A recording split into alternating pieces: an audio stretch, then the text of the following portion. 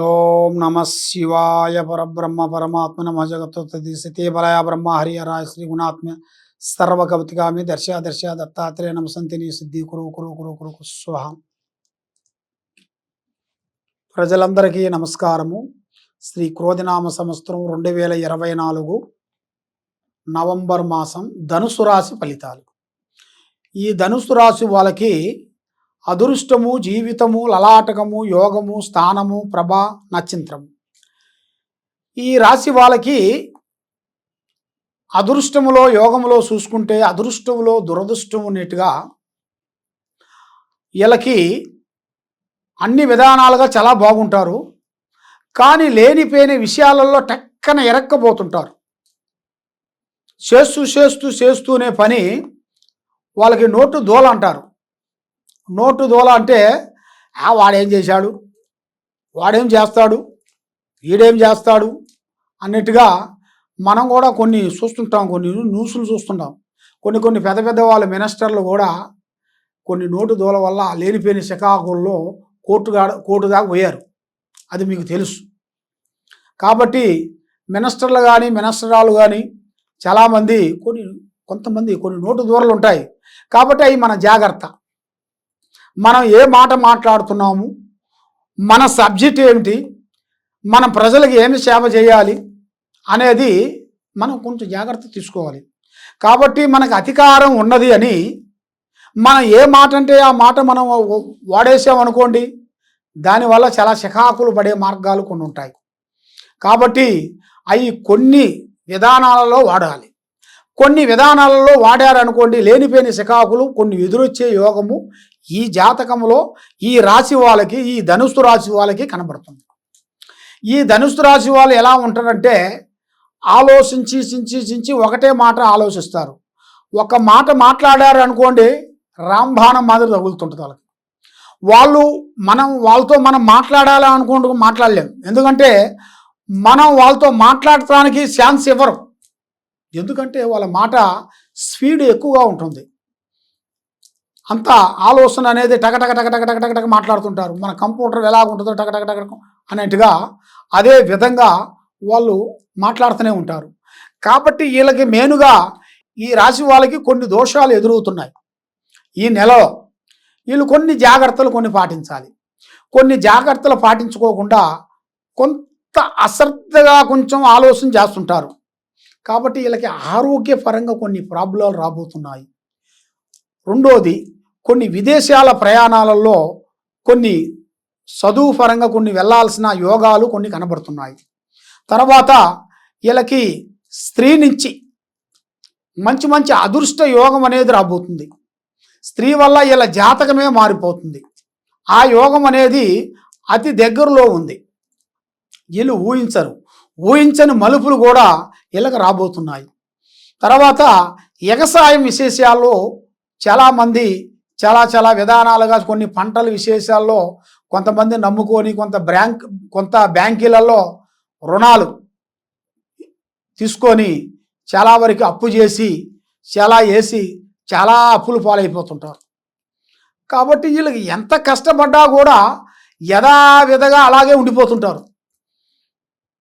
2 లక్షలు తెస్తారు అప్పు. ఈ 2 లక్షలు చేసే దాంట్లో వీళ్ళకి ఒక 50,000 వీళ్ళ నెత్తిన పడిపోతుంటాయి.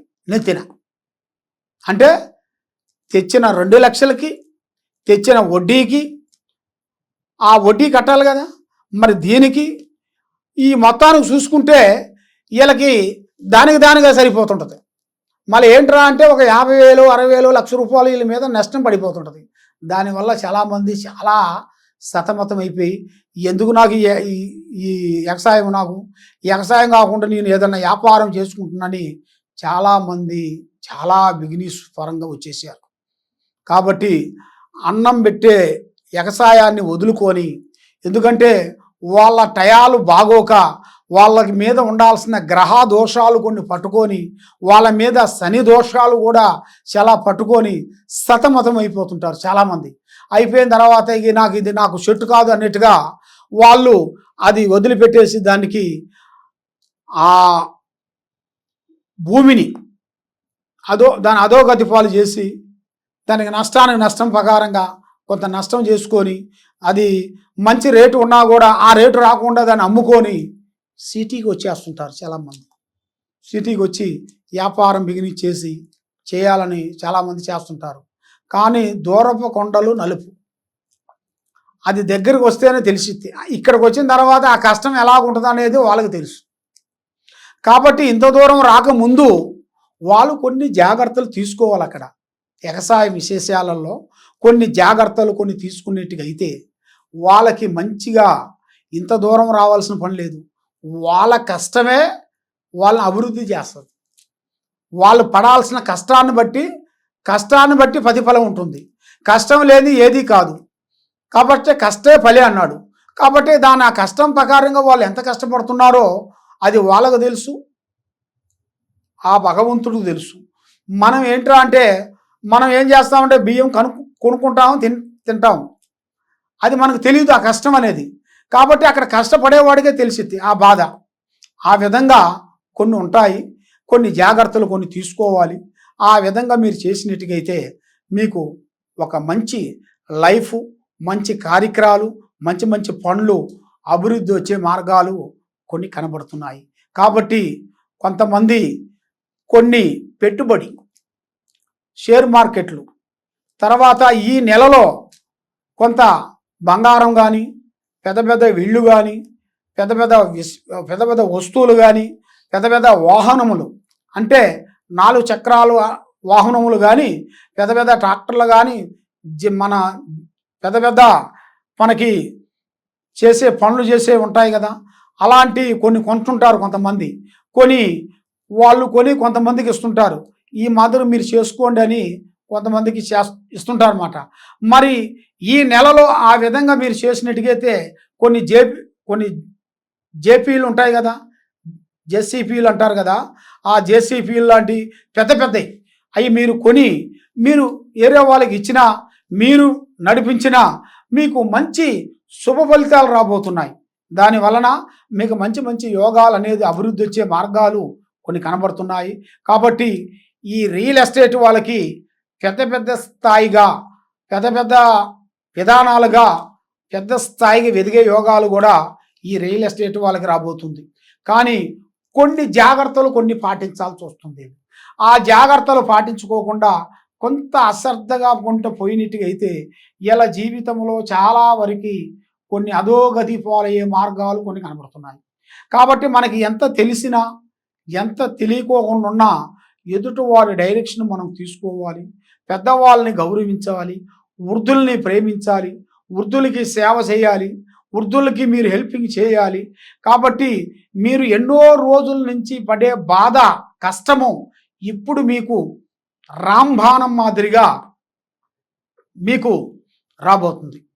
ఈ రాశి వాళ్ళకి మెయిన్గా ఏ కార్యక్రమం చేయాలనుకున్నా, ఏ పని చేయాలనుకున్నా మీరు పూజించాల్సింది శ్రీరాముణ్ణి పూజించాలి. జై శ్రీరామ్. జై శ్రీరాముణ్ణి మీరు తప్పకుండా పూజించినట్టుగైతే తప్పకుండా మీకు శుభ ఫలితాలు, శుభ కార్యక్రమాలు, శుభ విధానాలు మీకు తప్పకుండా అభివృద్ధి అయ్యే మార్గాలు మీకు అతి దగ్గరలో మీకు కనబడుతున్నాయి. కాబట్టి మీరు ఈ శ్రీరాముని మీకు మనకి దగ్గరలో ఉండాల్సిన, మీరు ఏ గుడికైనా వెళ్ళి మీరు పూజించాలి. ఆ రాముణ్ణి మీరు తప్పకుండా మీరు పూజించినట్టుగైతే మీ మీద ఉండాల్సిన అష్ట కష్ట దరిద్ర దోష నివారణ శాంతం అనేది అవుతుంది, లక్ష్మి నిలబడుతుంది, మనశ్శాంతికి అవుతుంది. కాబట్టి మీరు ఈ కింద ఉండాల్సిన నెంబర్కి సంప్రదించినట్టుగైతే మీకు చాలామంది అడుగుతుంటారు నన్ను, స్వామి మా జాతకం మా పెద్దవాళ్ళు రాయలేదండి, మరి మా జాతకం ఎలా చెప్పించుకోవాలండి, మాకు తెలియట్లేదండి అనేది చాలామంది బాధపడుతుంటారు. మీరేం చేయాల్సిన పనేం లేదు. మీ పేరు, మీ వయసు, మీకు డేట్ ఆఫ్ బర్త్ ఉంటే ఆ డేట్ ఆఫ్ బర్త్ పంపించండి. డేట్ ఆఫ్ బర్త్ లేని వెడల మీ పేరు, వయసు మీరు పంపించినట్టుగైతే మీ పేరు బలంలో ఏ దోషాలు ఉన్నాయి, ఏ దోషానికి మీరు ఏం చేస్తే ఆ దోషాలు మీ మీద నుంచి తొలగుతాయి, మరి మీకు సంతాన విశేషాల్లో ఇబ్బందులు అవుతున్నాయా, లేక మీకు కళ్యాణ విశేషాల్లో బ్రేక్ అవుతుందా? మరి పెళ్ళిళ్ళు అయిన తర్వాత మీకు బ్రేకప్ అయిపోతున్నాయా? మరి మీకు వ్యాపార బిజినెస్‌లలో ఏదన్నా కొన్నా గూడా అది మీకు బ్రేకప్ అవుతుందా? మరి ఈ అన్నిటికి ఒక రెమెడీ అనేది ఒకటుంటుంది. ఆ రెమెడీ ఏమిటో మేము చూసి మీకు అన్ని విషయాలు మేము చూసి మేము చెప్పగలుగుతాము. కాబట్టి ఈ కింద ఉండాల్సిన నంబర్‌కి మీరు సంప్రదించండి. సర్వో జనా సుఖినో భవంతు. ఓం నమః శివాయ నమః.